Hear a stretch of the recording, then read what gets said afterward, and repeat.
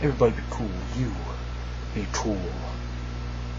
Great movie, and it has the bonus feature, the full-length feature, Full Tilt Boogie, which was fun to watch.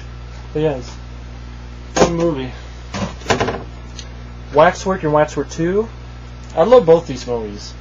Waxwork 1 is a classic with Zad Galadian and Deborah Foreman, David Warner, Patrick Macnee. You know, just going to all the dimensions of the, like, whether it be the werewolf one or the vampire, which is crazy as hell gory. My favorite was always the second one. That was the one I always watched over and over again, because I saw stuff in that I didn't even know, like Body Snatchers, Dawn of the Dead. I saw this crazy shit. I'm like, what the hell is that? And then later on, I found out what the references are, what they were referencing to. But I just loved it. I was like, wow, that's a cool idea. A lot of fun, a lot of imagination, just a lot of stuff. The only problem it bogs down is the sword and sorcery bullshit with Alexander Budanov, which unfortunately has passed on in '95 for natural causes, which is sad. He was a good bad guy in Die Hard, among other films. But yeah, Bruce Campbell in this too, David Carradine, just a lot of fun stuff. Zach Galligan returning. This is a fun double bill. I love both movies. I got this because, well, everybody talked about Troll 2 so much. And all I can say is, you can't piss on hospitality. I won't allow it. You just gotta see the movie. Deep Blue Sea. Another fun Rennie Harlan film. I love this movie. I wish there were more movies like this done. Big budget, action-packed, horror movie, monster movie, with big fucking sharks that want to kick your ass and tear you to shreds. And you have Thomas Jane, before The Punisher, before anything else. I like Thomas Jane. Samuel L. Jackson, a fucking shark ate me! I like some of the other kids, like Michael Rappaport was fun. I didn't mind LL Cool J. Oh, he's a rapper. Well, he was still pretty good in it. Good special effects, a lot of action. Rennie Harlan knows how to do action, and good surprises. Some people I thought were going to live didn't, which, holy shit. And yeah, this is a very fun movie, Deep Blue Sea. I love it. You don't like it? Fuck it.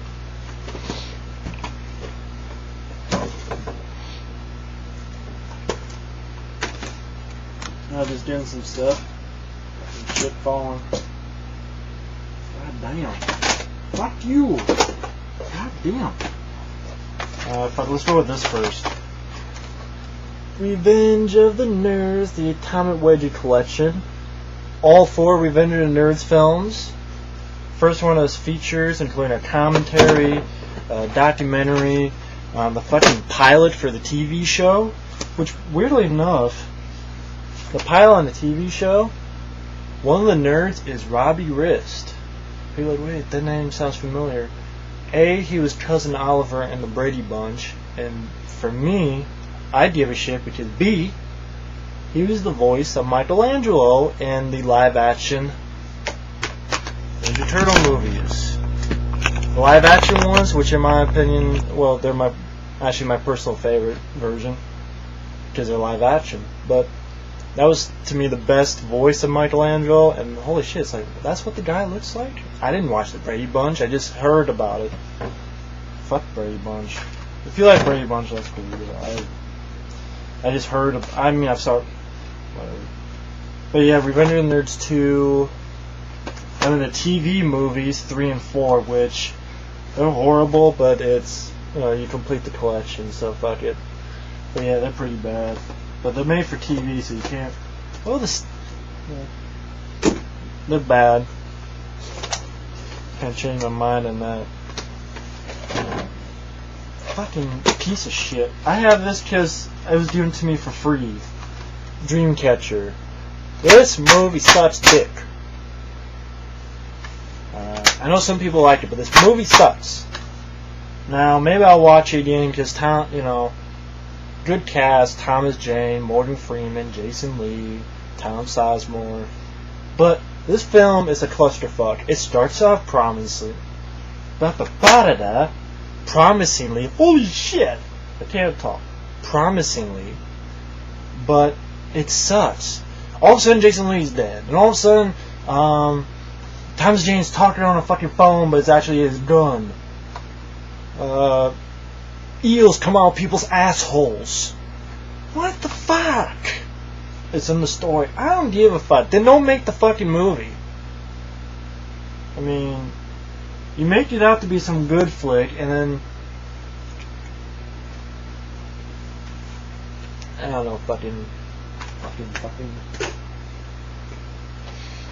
shit. Steal that from Michael King.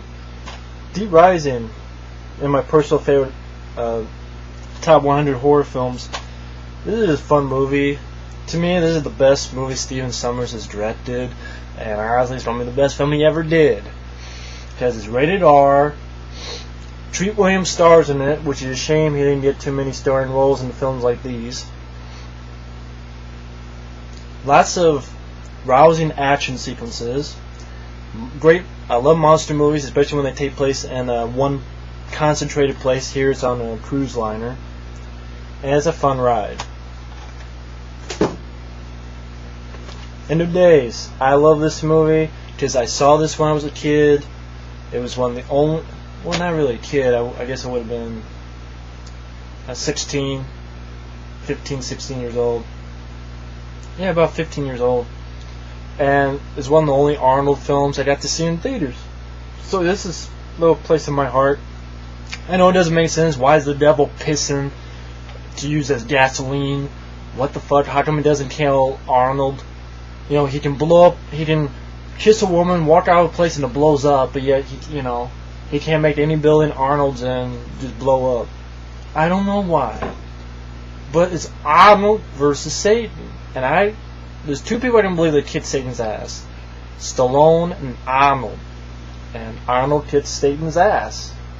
Enough said. Fort Failing, awesome comedy. Once again, directed by Rennie Harlan. Fort Failing is a film that many memorable lines, so many assholes, so few bullets. Just a lot of great memorable lines, very funny, very un-PC, and it's like a spoof on action movies in a way. They don't take them so seriously. Unfucking believable. That's the movie, but they know it. And it's a fun... I don't know if people just took it fucking seriously or what. It was probably because Dice Clay was getting very unpopular because of his comedy acts, and that just got transferred into the movie, which shouldn't have, because it was actually a very funny movie, in my opinion. Your opinion don't mean shit. Well, holy shit! Excuse me. Planes Through the Automobiles, classic movie.